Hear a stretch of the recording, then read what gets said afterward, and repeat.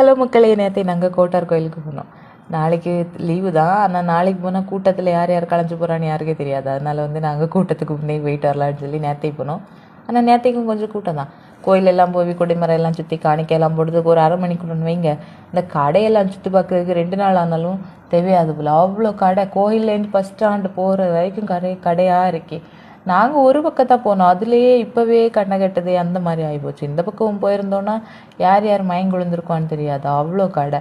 சரி இருக்கட்டுன்னு சொல்லி குழந்தைங்களுக்கு தேவையான விளையாட்டு சாதனம் அவங்களும் வாங்க கொடுத்தோம். அவள் ஒரு பீட்சா கடை தொடங்க போகிறா போல் ஃப்யூச்சரில். அதனால் ஒரு பீட்சா செட்டு, அவன் ஒரு ட்ரெயின் செட்டு அப்படியெல்லாம் வாங்கினான்.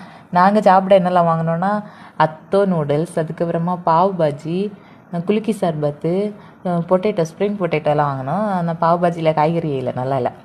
ஆனால் போகும்போதே ஒரு பெரிய ராட்டு தெரிஞ்சிச்சு. அதில் விளையாடலான்னு ஆசையோடு போனோம். பார்த்தானா அதெல்லாம் சாயங்காலம் தான் ஓப்பன் ஆகுமா.